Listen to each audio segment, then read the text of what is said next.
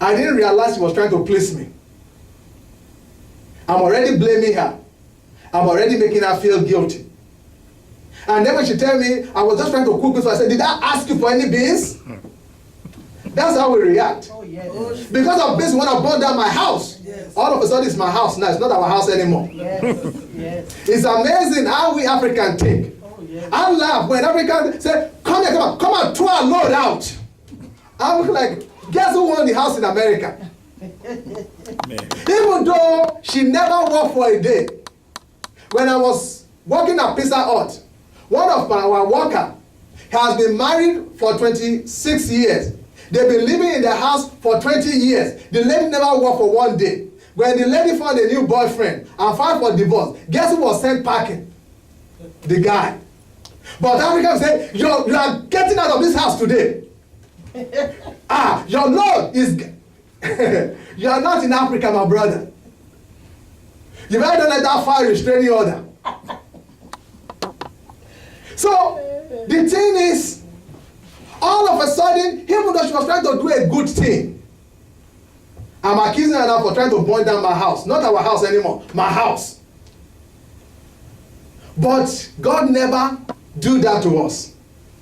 God sees your intention. Even though the outcome turned out poorly, the fact that you've attempted to love God, God sees that and God honors that.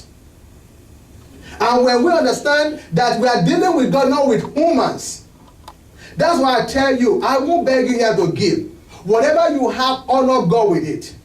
Because God will honor you back.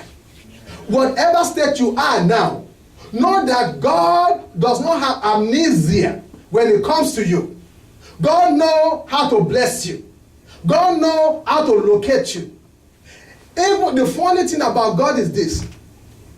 The longer it takes, the greater the manifestation. The longer it takes, the greater the manifestation. I've told you of the story of a man who was locked up for 50 years, was in prison when he was 25, was released when he was 75. When they released him, everybody was afraid that he would have an institutionalized mentality. Because when all your life they've been telling you when to eat, when to wake up, when to do this, when to do that. If you are free, all of a sudden, you don't know what to do with yourself. But when they released him, he never missed a beat. He was able to function like a normal human being who never went to jail. And that itself was a miracle. On October 16 of this year, there was a guy that was in a boxing match. It was a pay-per-view boxing match. Dewey Bezeli, at the age of 9, he watched his father shoot and kill his pregnant mom in Buffalo, New York. Watch it. How his father killed his mom, pregnant mom. 2 years later, he was there when his brother was gunned down on the street. He was just 11. He left to go and stay with one of his aunts in the south. He was an aspiring boxer. At the age of 20 or 18, he was arrested for the death of a man that he knows nothing about. But the black man in the south 25 years ago don't stand a chance when the society is screaming for justice, for justice. If you are black, you are cooked. He was arrested. They didn't have any evidence to sentence him. But when you don't have money and you are poor, you depend on the DA to represent you. And these people are so overloaded that they just do a plea bargain for you. Before you know it, he was sentenced to life imprisonment. But there he said, no, I'm innocent and God will deliver me. He kept believing God. He kept writing, he trained himself how to read, how to write, and started writing petition to all the lawyers in the neighboring state to take up his case. They will investigate the case. Remember, there was no DNA back then. And they will investigate and nothing will happen. But when he has spent 10 years in jail, the prosecutor felt so guilty that the wrong man is in jail. The prosecutor came to him, we will release you Just confess that you did it. He said, no, I will never confess to something I didn't do. He said, okay, you will rot in jail. He said, my God will deliver me. He was in jail. He kept writing to different companies to help his case. But by then, even the little DNA evidence that was available has been destroyed. But he never gave up hope. After almost 24 years in jail, he wrote a letter to a law firm.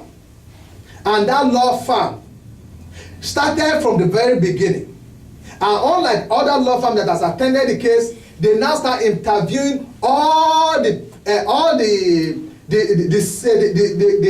investigator who work on the case. They interview every one of them until they went to the house of one man, knock on that door, and the man said, yes, I'm retired. I knew it, that somebody will come knocking one day. He said, when I left the police department, I never took any file except this file on Dewey Bezeli. And he gave the file to those lawyers. With that file, they exonerated the guy. He has been in jail for 25 years. When he came out, it's like I have one dream in life, is to fight as a professional boxer. You can go online and see the story. It was being shown on ESPN every day before the fight on October 16th. And for the first time in his life, on October 16th, in a pay-per-view fight, at the age of 52, he made his pro debut. And he fought another guy, and he won. And when they finished, they said, champ, what do you have to say? He said, what I said to everybody is, don't give up on your dream. Don't give up on your dream.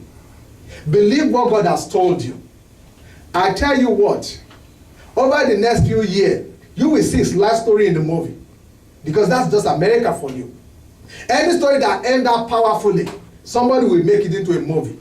Because for you to last almost 25 years and don't allow your dream to die, you will have done things to strengthen yourself.